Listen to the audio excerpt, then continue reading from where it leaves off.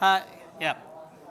So yeah, sorry about this. It's like, as you can notice, there is a little flicker there, so we're trying to fix it, and we couldn't. So yeah, sorry about that.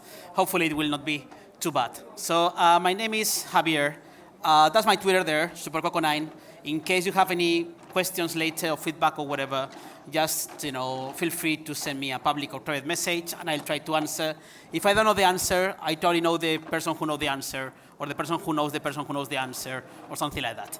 As a technical evangelist at Amazon Web Services, I usually speak at technical events like this to tell you what's possible with cloud. And today I'm going to be speaking about how you can do real-time streaming analytics using cloud services.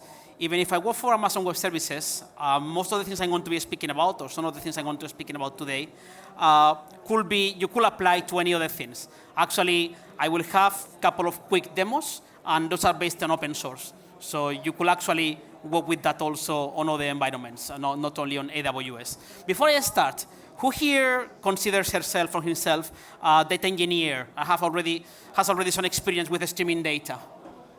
Okay, a few people. I know developers sometimes are like a bit shy, so let's say it's like double the people that that raise the hand. In any case, not too many. So I will have a little intro to the turn of streaming so we understand what we are talking about. And specifically, I want you to understand why streaming is different to batch analytics, why we need to talk about streaming.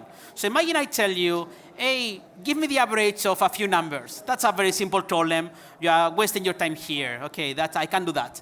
But then I tell you, maybe we have too many numbers. They don't fit in memory. They don't fit in a single server. We have to do something. It's like, okay, that's a big data problem, distribute data. For the past 10 years, we had Hadoop, and with Hadoop or with other tools, we can actually do computation on a distributed environment as large as you want. That's okay. What if the data set is not static? What if the data is always coming? That starts to be more interesting, because when you have batch analytics, the moment you start processing, you know the total size of the data set. So it's fairly simple to calculate how to divide. I'm going to need this amount of servers, I'm going to need this amount of memory, I'm going to divide in these chunks, because for batch it's very easy. But on streaming, you're always getting more data. It starts to get more difficult to get things. And actually, when you stream, very often, data is going to be coming from mobile applications or for Internet of Things devices, for places that are distributed across different places. And when you have devices sending data from different places, you have this interesting thing. Some of them are going to be closer to the data than others. So it might happen that if two different applications, two devices, send data almost at the same second or millisecond, it might be the case because of the latency to the server or because network congestion, you get the data in the wrong order. It might be the case you are getting the data of the second device before the data from the first device. And for many cases, for an average, I don't really care. It's like, that's okay, but for some use cases, the order might be quite important. And that's something that is still quite different from working with batch, in which you have always the whole data set, and that's that. Since you are working with devices that are connected, it might be the case that those devices are going to lose connectivity. You enter the tube, you enter a plane, battery goes off, whichever problem, you are getting some numbers and doing some real-time calculations, and suddenly, 2 hours later, you get a batch of events that actually happened 2 hours ago. And it's like, wait, but I already gave you a number, and now I know it's not the right number. How can we work with this? And again, when you have the whole data set, you never had that issue. But on streaming, you need to think about those things. You're going to be getting data out of order, data coming late, and you have to decide what to do. The right decision might be, let's not do anything. Data coming late, never happened.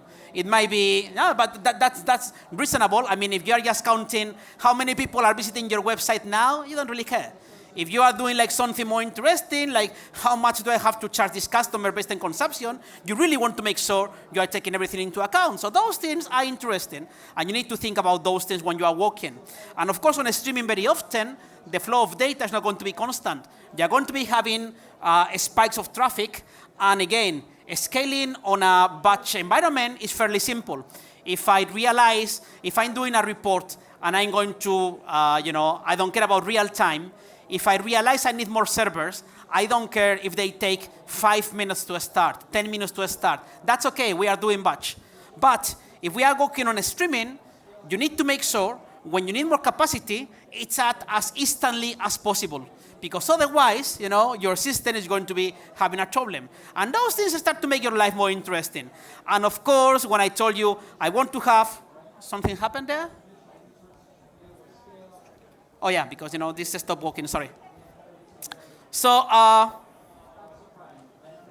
yeah, this stopped working. Sorry about that. Oh yeah, because I can see my screen is changing, but, oh yeah, sorry. The monitor wasn't changing. That was my issue. I couldn't see the monitor changing.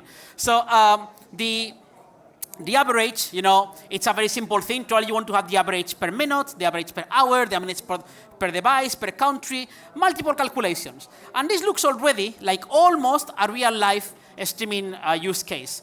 But for real life, you will need to have something else. You will need to have, of course, monitoring. You will need to keep track of metrics. If something doesn't look right, I need to get some alerts. Ideally, the system should self-heal. If something is looking wrong, if a server is down, it starts automatically, or those kind of things. And of course, if you are trying to sell this to the business will want to have a dashboard to see metrics and trends and all those things. And no, your boss is not going to give you more money or more team to do the system. So that's what we are talking about. That's what streaming analytics is. It's a place in which the business logic looks very similar to working with static data, but actually, the logistics are quite different and make things more complex. So basically, it's harder to set up. It's difficult to have this, with high availability, and eventually, it's going to be probably more expensive if you try to manage this on your own than working with batch data. That's kind of the idea. So before we continue, let's play a game. Imagine your boss or your customer tells you, I want to build a system that to keep track of something like Uber or Cabify or My Taxi. We are going to have cars driving around, and we want to have something very simple. We only want to have the total number of rides that are happening in real time, or maybe every 5 minutes, how many taxi rides we have in the last 5 minutes, and how much was the total amount of the fare. Simple enough. The business logic sounds very simple, yeah? So imagine your boss tells you, we want to do this at a scale for one of these companies. How much effort, how much code you think it will take to build something like this? If you don't have any idea, your first reaction might be, okay, this is fine. I'm going to stay very quiet, and I'm going to see if, if I stay very quiet, maybe they ask the next person, or maybe they forget about the problem. That happens. I had a boss that if I said, hey, can you do this? I will say no, and it will be like all questions. Can you do this? Yes, for sure. And he will forget about that. He will never ask again. Once he knew we could do that, it's like, whatever, we don't need to do it. But anyway, imagine you really have to do this, and you might be thinking, I don't know, this is going to take hours, or days, or weeks, or months. I don't know what will be your estimate. But actually, if you use the tools we have today for streaming, open source tools, you can actually do a system like this in much less code than you will expect. Because in the end, all we are doing is keeping track of two calculations. The total number of taxi rides and the average amount of the taxi fare, which is fairly simple. So you can do this in about 20 lines of Java code. And of course, if you know Java, you cannot do anything in 20 lines of Java. So it's probably like, 500 lines of Java code, of which 20 do something. So you have like 20 useful lines of Java code, and then this. But if you think of the problem is just keeping track of the total amount of something and an average. If you could do a streaming on SQL, you could actually very simply write a query on SQL to keep track of this. You get the idea, yeah? So I'm going to tell you how you can do actually those two things with the technology you have today. That's what I'm going to be talking about. So, sorry about that. With the flickering, it's a bit weird. So the thing is, I told you at the beginning, streaming has like a number of issues, but all the challenges you have with streaming, are you still good here? So all the challenges we have with streaming, I'm going to disconnect and connect just in case. So if you think about the issues of streaming I told you before, all the problems we had with streaming are exactly the same for absolutely every company. So in every company, if you have some data, are you getting any signal there? Or no? We can do this with or without slides, don't worry. It will be funnier, but we can still do it. Especially the Java code is going to be interesting. But so basically, all the things that have to do with the streaming, if data is coming out of order, can we put it back in order? It's a server is going down, can we replace it as quickly as possible? If the stream is getting a lot of hits, can we make a larger stream? And if we have like a very large stream and we are not getting any traffic, can we make it smaller? Those things are exactly the same for any company. I don't care if you are a Spotify with a click stream of the users, or if you are a small company doing whatever, the trends are exactly the same. The difference is in the business logic. So the cool thing is like if you use a cloud provider, we are going to be able to take care of all those things that are exactly the same for everyone, and you can focus on writing your code, the business logic that is different for your business. But all the automatic things about infrastructure, we can take care of that. That's kind of the idea from cloud. But before I talk of the cloud solutions, you can actually use open source. Probably some of you, the ones that were speaking about, that about the streaming, are already using things like Kafka or Apache Flink or Elasticsearch. And these tools are super cool. I really like these tools. I've used them quite a bit. Kafka is basically a message queue. It's a very efficient way of getting messages at any scale and delivering them from point A to point B. We have Apache Flink, which is something, if you know Apache Spark, is something very similar. Flink is a tool to do any kind of transformation or calculations, computation over a stream of data. You can use it for batch or streaming analytics. And then we have Elasticsearch, which is a very good tool, not only for searching, but interestingly for creating dashboards and getting insights of metrics. So if you want to use, you want to build a data pipeline with open source, you could actually use these tools, and you will be in a very good place. And the good news is these three tools, Apache Kafka, Apache Flink, and Elasticsearch, they are, we offer at AWS fully managed versions of these tools. So you can still use the same open source, the same code you are using, but we can take care of the infrastructure. Because the problem with this kind of software, I'm going to be skipping this demo for the time being, because with the flickering and the Java code is going to be a bit too much, so I'm going to be skipping this. I don't want you to be, reading Java is already hard enough. Reading Java with this screen doesn't make any sense. So what I wanted to tell you here is, with these tools, as with any open data tool, if you have something that is running on a single server, it's very simple. The moment you have more than one server, things get overly complex. You need to have high availability, you need to have masters and workers, and different configuration for networking, and distribute backups, and a lot of things that actually are quite complex to manage. So if you want to get rid of some of that complexity, you can use managed tools that we offer to deal with that.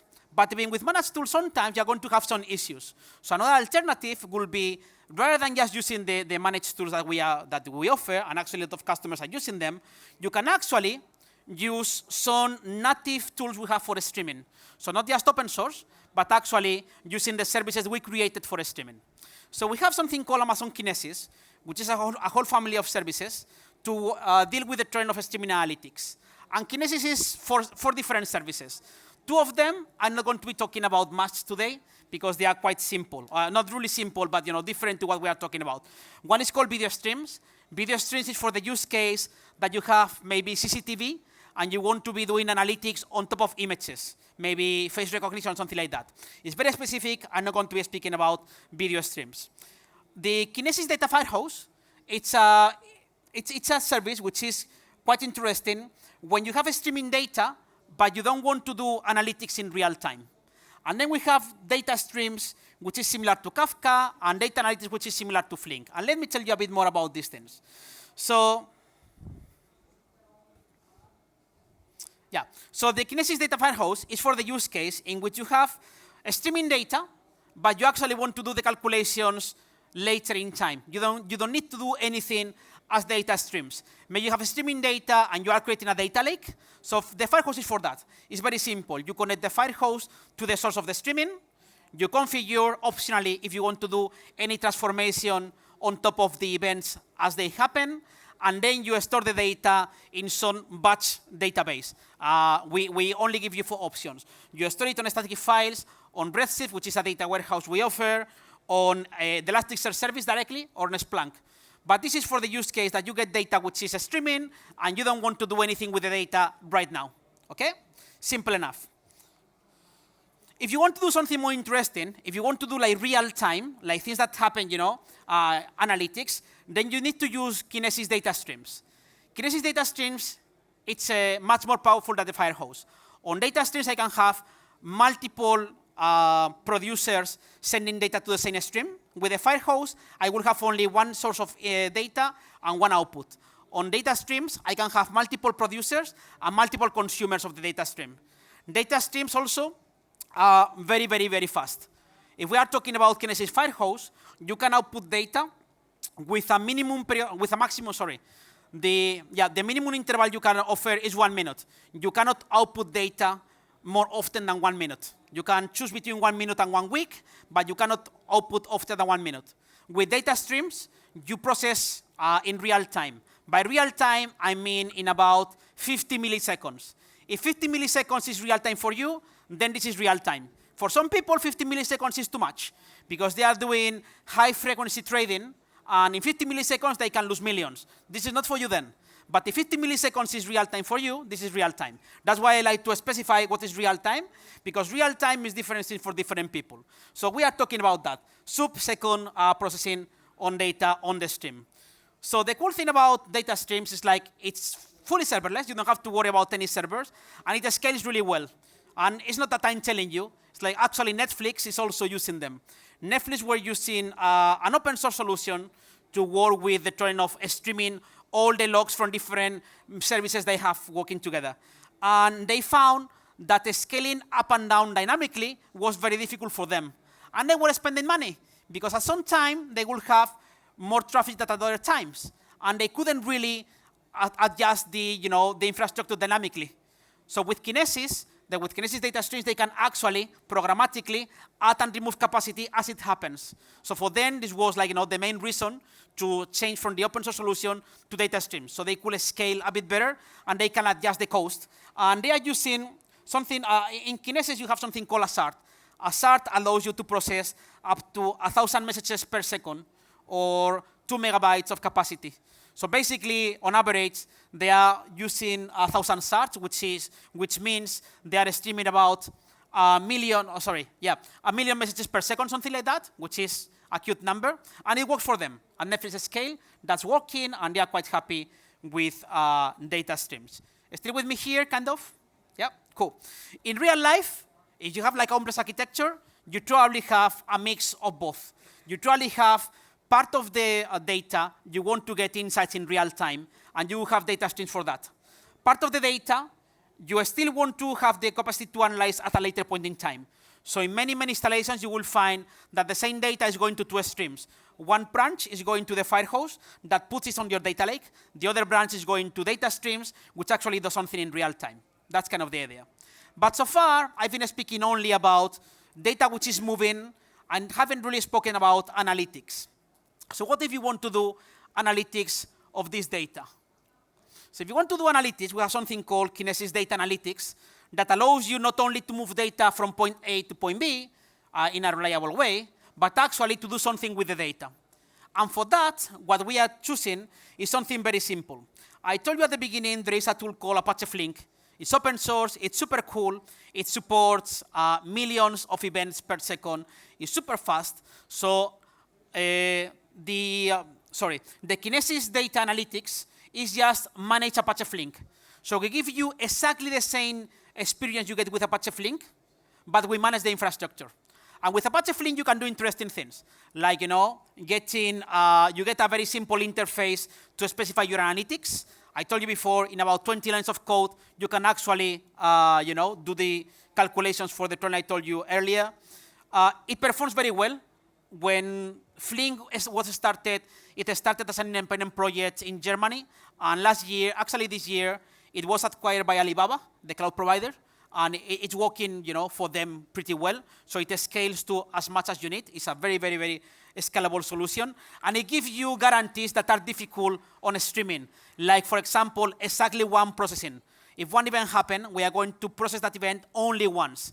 We are never going to be leaving an event without processing, we are never going to be receiving one event more than once. That in a distributed environment with fault tolerance is actually difficult. If you want to use Flink on AWS, it's very simple. If you already have an open source Flink pipeline, you only have to create the YAR file, upload it to Kinesis, and that's it. You don't have to do anything else. It works out of the box. You don't have to change absolutely anything. Anything you have running in open source, you can just put it there. We just take care of all the hard parts.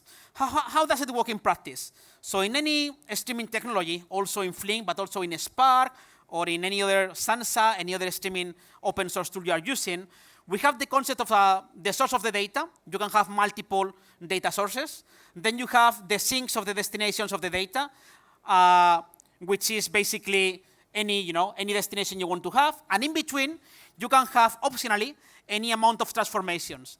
And these transformations, they can be simple things that are already built in. For example, group by, join two streams. In the same way that when you have a database and you have tables, you can join two tables if you have one column in common. When you have two streaming sources, if they have some column in common, you can join the two streams and in a single stream. So you can filter, join, group by, do maximum, minimum, average, counts, all the things you can do in SQL, you didn't here in Java. But basically, out of the box, you get transformations for many things that you can do. If you want to do something more interesting, you can build your own transforms. So you can basically apply any processing on real-time data. You could potentially, for each event, you could apply, I don't know, a machine learning function to detect is one event, is an anomaly, yes or no. And that will work. You will have to write the filter yourself, but you can do that. So you can do absolutely anything you want to do on top of the stream with Flink. And since Flink is open source, it has connectors to pretty much anything. We run it on AWS, and of course, it's very well integrated with our services, because if not, it would be stupid. But Flink is open source, and it's getting the de facto standard for streaming. So absolutely any provider that has any data source or destination that is susceptible to be working with a stream are providing the connector for Flink. So you can use it with AWS, you can use it with open source like Redis, or any database with JDBC, or RabbitMQ, for example, or with services from Google Cloud or services from Microsoft. So in the same pipeline, you can mix and match different components without any issues at all. So that's the beauty of that. And I had here one demo that I'm going to show you the effect. I'm not going to show you actually the code because, with the flickering, we spent a little time. But believe me here, the code was the 20 lines of code I saw you a snapshot at the beginning is what I was going to show you. I can actually, just not go into the details, but I can actually show you the code was here. So what I've been doing before I came here today from my hotel, I started a virtual machine, and I've been streaming a few thousand messages per minute for the last 2 or 3 hours. If I go actually to my Kinesis interface, I can see here I have a data stream, and this data stream has been receiving data, let's see, the last 6 hours. So you can see when I woke up, and it's not when I woke up, but when I started streaming data before I left my hotel in the morning. So I started streaming data. I can see here the latency. So when I'm sending data, let me see here. So this is the events I'm sending here. So here I have. So I have here that the events I send in. I can show you for a second. Let me see where I have the number of records I'm processing. Where are you? I cannot see you. I cannot see. Oh, here. So this is the amount of. So I'm sending about 5,000 events per minute, which is not too much. It's just a few hundred events per second, but good enough for the last 3 hours. What I'm doing with this, I have a Flink pipeline that is aggregating that into 2 different metrics. One is the total number of taxi rides. The other is the average amount of the fares. And basically, if I go here to our managed Elasticsearch, which is where I'm now putting the data, Elasticsearch service, I can see here on the dashboard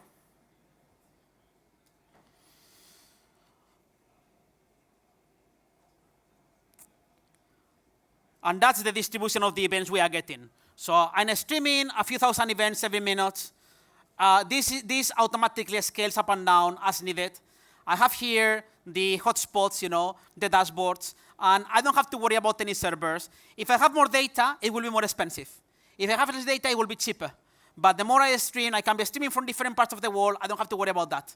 Amazon will worry about that. That's the kind of the thing. And I still use exactly the same code that I was using before. Actually, when I show you the code here, I have to be wrapping this quickly. This is actually the code I wanted to show you. Terminate. So this is the Java code. I don't want you to read the details, but basically this is what I'm doing. In this block, I'm just doing a computation of the first metric, the total number of taxi rides every hour. In this second block, I'm doing the fare duration. And the last part here is outputting to one index in Elasticsearch to keep track of the count, and to another index in Elasticsearch to keep track of the trip duration. That's about it. That's what we are doing. So this is the whole code I need to build for this system. Of course, you need to learn how to write this code, but that's the only thing you need to worry about. You don't have to worry about all the complexities of streaming, only focusing on the turn at hand that you have for your company. I'm going to abuse 1 more minute, I promise, and that's it, which is just to tell you, if this sounds like, but this is Java, and you promised me we can do this in a better way, it's like, yeah. If your tolling is simple enough, like this one, this is a simple tolling, even if you don't think it is. It's just an aggregation and an average. You can actually do this with SQL. We have Kinesis data analytics for SQL, in which you can write SQL over a string of data. So instead of having to write the code in Java that I saw you for these things, you can just write a query like this. This query here is saying, you cannot see it, but that query is just a group by. Yeah, so it's just a query with a group by. It's like select the total number of events, group by the device type or whatever you are grouping by, and tell me the sum of the events or the average. And the only thing is like we have an extension for streaming in which we tell you, I want to output a result every 5 minutes, every minute, every 10 seconds, every hour. So basically it takes data from the string, and with the periodicity you tell, is running the query continuously on top of the string of data. So you don't have to worry about, about having to write any weird Java code or anything like that. That's, you cannot see the query, which is a pity, but it's just a SQL query, just with the last part saying output this every minute of data. That's all I have. I know you cannot see much, but you're going to have the slides actually upload afterwards, so that should be okay. And I don't have anything else. They're telling me I really have to finish. If you have any questions or you want to see the thing working live on my laptop, feel free to come talk to me. And sorry about all the technical details. Thank you.